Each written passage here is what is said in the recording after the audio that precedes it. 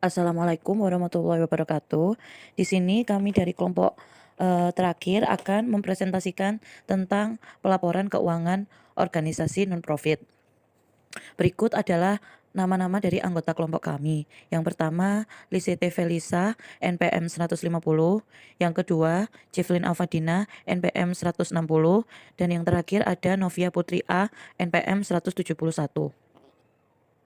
Standar Pelaporan Keuangan Organisasi Non-Profit.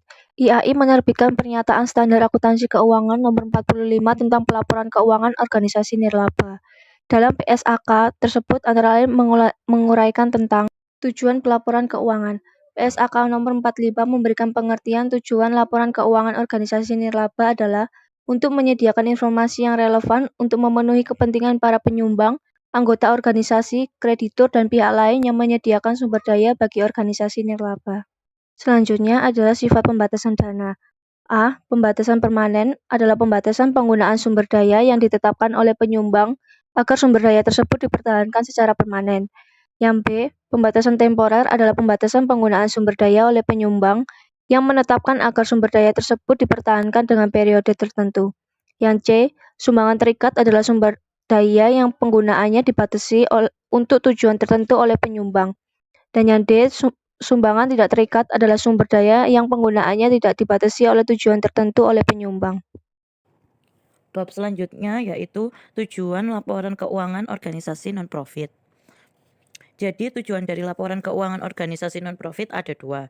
Yang pertama yaitu untuk menilai kemampuan perusahaan, di mana laporan keuangan perusahaan nirlaba ini dibuat untuk menyediakan informasi yang relevan untuk memenuhi kepentingan para donatur, anggota organisasi, kreditur, dan pihak lain yang menyediakan sumber daya bagi organisasi tersebut. Laporan keuangan ini memiliki kepentingan bersama dalam rangka menilai beberapa hal, seperti jasa yang diberikan oleh organisasi nirlaba dan kemampuannya untuk terus memberikan jasa tersebut, dan cara manajer melaksanakan tanggung jawabnya, serta aspek lain dari kinerja mereka. Lalu yang kedua, yaitu untuk menyajikan informasi, di mana laporan keuangan ini dibuat untuk menyajikan beberapa informasi mengenai beberapa hal, seperti jumlah dan sifat aktiva, kewajiban, dan aktiva bersih suatu organisasi, pengaruh transaksi, peristiwa, dan situasi lain yang mengubah nilai dan sifat aktiva bersih. Lalu ada jenis-jenis dan jumlah arus baik yang masuk maupun yang keluar, sumber daya dalam suatu periode, dan hubungan antara keduanya.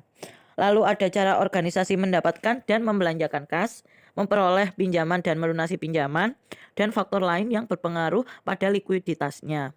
Lalu yang selanjutnya ada usaha jasa suatu organisasi.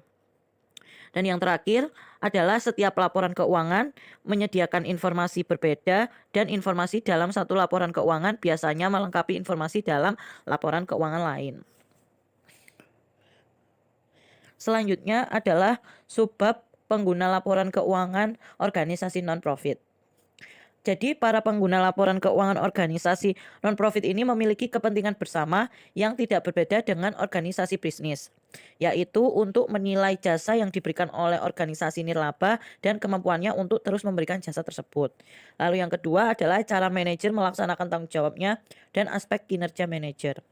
Untuk subbab selanjutnya dilanjutkan oleh teman saya.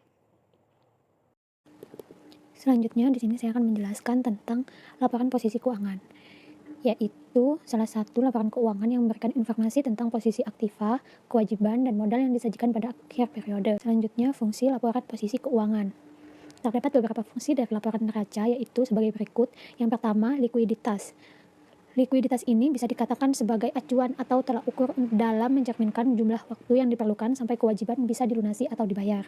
Rasio ini bisa membantu para investor dan juga kreditor untuk menilai seberapa besar kemampuan dari perusahaan dalam melunasi utang jangka pendeknya. Sedangkan bagi para pemegang saham, rasio likuiditas ini digunakan untuk mengevaluasi kemungkinan dividen tunai di masa yang akan datang atau untuk menentukan apakah akan kembali lagi saham perusahaan tersebut atau tidak. Oleh karena itu, bisa disimpulkan bahwa semakin besar angka rasio likuiditas suatu perusahaan, maka risiko yang dihadapi oleh suatu perusahaan semakin kecil. Namun sebaliknya, jika angka rasio likuiditas suatu perusahaan kecil, maka nilai risiko yang dihadapi suatu perusahaan semakin besar. Yang kedua yaitu solvabilitas, adalah rasio yang mengacuan pada kemampuan suatu perusahaan dalam membayar semua utangnya ketika jatuh tempo. Dengan kata lain, untuk perusahaan dikatakan berisiko jika perusahaan yang punya utang jangka pendek maupun jangka panjang, dan utang tersebut dilunasi dengan aktiva yang dimiliki oleh perusahaan. Seharusnya aktiva yang dimiliki oleh perusahaan digunakan untuk melakukan ekspansi dan pengembangan perusahaan, bukan malah untuk menutupi utang-utang perusahaan. Oleh karena itu, risiko yang dihadapi bukan hanya aktiva perusahaan saja yang berkurang, tetapi yang lebih buruk adalah aktiva habis namun hutang belum bisa dilunasi. Dan yang ketiga yaitu fleksibilitas, adalah rasio yang digunakan untuk mengukur kemampuan perusahaan dalam mengambil berbagai keputusan yang efektif. Keputusan efektif yang dimaksud ialah dalam hal pengembangan perusahaan terkait dengan kondisi keuangan perusahaan. Jika kondisi keuangan suatu perusahaan dikatakan tidak sehat, maka berbagai keputusan yang dapat diambil ini akan sangat terbatas. Hal tersebut dikarenakan terbatasnya aktiva yang dimiliki pada saat ini. Oleh karena itu, dapat dikatakan bahwa semakin tinggi tingkat fleksibilitas suatu perusahaan, maka akan semakin kecil risiko yang akan dihadapi oleh perusahaan tersebut. Selanjutnya, unsur-unsur neraca. Terdapat 3 kelompok pos atau unsur yang umum ada di dalam laporan neraca, yaitu sebagai berikut. Yang pertama, aktiva atau aset atau harta, ialah setiap sumber daya suatu perusahaan yang diakui dan diukur sesuai dengan berbagai prinsip akuntansi yang berlaku dan diharapkan akan memberikan suatu manfaat di masa yang akan mendatang.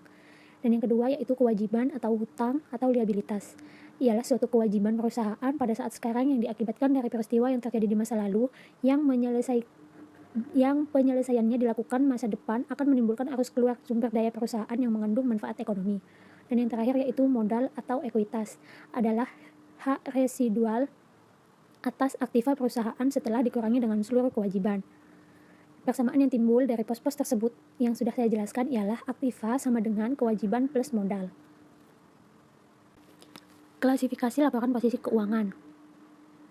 Neraca adalah laporan yang melaporkan atau menyajikan tentang ringkasan aktiva, kewajiban, dan ekuitas suatu perusahaan secara sistematis. Dalam neraca aktiva dan kewajiban disajikan dalam pengklasifikasian berdasarkan karakteristik operasi perusahaan. Berikut merupakan pengklasifikasiannya. Yang pertama yaitu aktiva lancar, adalah harta yang secara normal bisa dikonversikan atau diubah menjadi kas dalam jangka waktu maksimal 1 tahun atau dalam siklus kegiatan perusahaan yang normal. Aktiva lancar ini disajikan pada laporan neraca berdasarkan urutan likuiditasnya, yaitu dimulai dari akun yang paling likuid, yang termasuk dalam aktiva lancar seperti kas kecil, piutang usaha, dan lain sebagainya. Yang kedua yaitu aktiva tetap, adalah harta yang dipakai dalam suatu perusahaan dan memiliki fungsi yang melebihi satu masa pembukuan atau melebihi 1 tahun, digunakan untuk kegiatan operasional perusahaan bukan untuk dijual dan memiliki nilai material yang tinggi. Yang termasuk ke dalam aktiva tetap adalah bangunan, tanah, peralatan, kendaraan, dan lain sebagainya. Yang ketiga yaitu aktiva lain-lain, adalah aktiva yang tidak termasuk ke dalam kategori aktiva lancar ataupun aktiva tetap. Contohnya ialah mesin yang sudah tidak digunakan dalam kegiatan operasi perusahaan. Yang keempat yaitu kewajiban lancar, adalah kewajiban yang diharapkan bisa dilunasi dalam siklus operasi normal atau maksimal 1 tahun. Dan yang termasuk ke dalam kelompok kewajiban lancar adalah utang usaha, utang wesel, utang pajak, dan lain sebagainya. Yang kelima yaitu kewajiban jangka panjang, adalah hutang yang jatuh temponya atau pelunasannya dalam jangka waktu lebih dari 1 tahun. Yang termasuk ke dalam kewajiban jangka panjang ini ialah utang obligasi, utang hipotek, dan hutang jangka panjang lainnya. Dan yang terakhir yaitu modal atau equity. Dalam neraca perusahaan berbentuk perseroan terbatas atau PT, kategori ekuitas mencakup 2 komponen utama, yaitu modal disetor dan laba ditahan. Modal disetor di sini ialah modal yang didapatkan pada saat pemilik atau pemegang saham mencetakkan uang dan atau aset lainnya kepada perusahaan. Komponen dari modal disetor terdiri dari modal saham dan agio saham. Dan yang kedua yaitu laba ditahan, adalah komponen dari modal yang menggambarkan kelebihan laba yang diinvestasikan kembali ke dalam perusahaan setelah adanya pembayaran dividen kepada para pemegang saham. Selanjutnya ialah keterbatasan laporan aktivitas.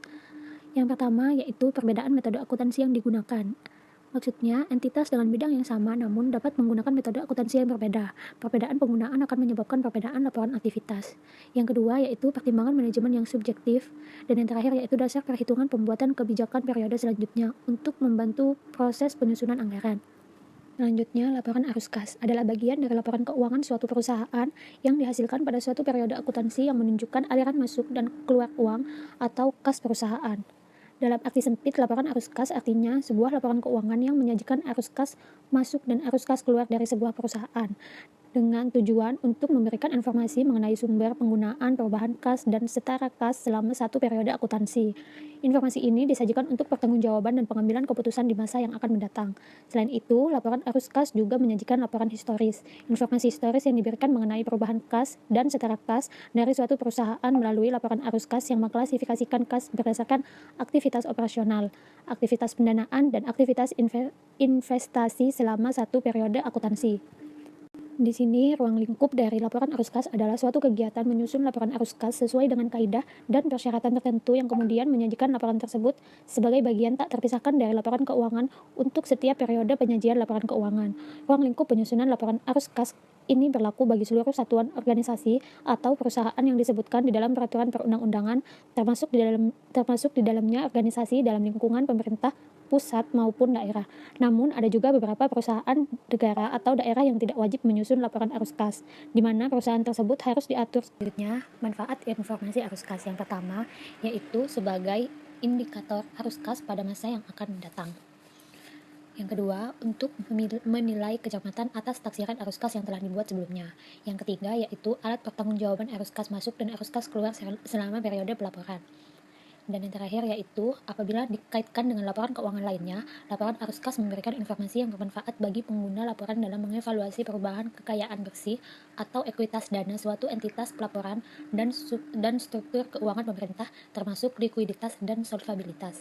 Selanjutnya, terdapat dua bentuk metode penyajian laporan arus kas. Yang pertama yaitu metode langsung atau direct method adalah arus kas dari kegiatan operasional dirinci menjadi arus kas masuk dan arus kas keluar. Arus kas masuk dan keluar dirinci lebih lanjut dalam beberapa jenis penerimaan atau pengeluaran kas. Dalam metode ini, pelaporan arus kas dilakukan dengan cara melaporkan kelompok-kelompok penerimaan kas dan pengeluaran kas dari kegiatan operasi secara lengkap atau gross, dan baru dilanjutkan dengan kegiatan investasi dan pembiayaan. Dan yang kedua yaitu metode tidak langsung atau indirect method. Artinya ialah arus kas dari operasional ditentukan dengan cara mengoreksi laba bersih yang dilaporkan di laporan laba rugi dengan beberapa hal seperti biaya penyusunan, kenaikan harta lancar dan utang lancar, serta laba atau rugi karena pelepasan investasi. Perbedaan antara kedua metode terletak pada penyajian arus kas berasal dari kegiatan operasi, yang dimana dalam metode tidak langsung ini net income disesuaikan dengan menghilangkan pengaruh transaksi yang masih belum direalisir dari arus kas masuk dan keluar seperti utang dan piutang. Selain itu juga menghilangkan pengaruh perkiraan yang terdapat dalam kelompok investasi dan pembiayaan yang tidak mempengaruhi kas seperti penyusutan, amortisasi, laba rugi dan penjualan aktiva tetap dan dari operasi yang dihentikan, dan laba rugi pembatalan utang atau transaksi pembiayaan.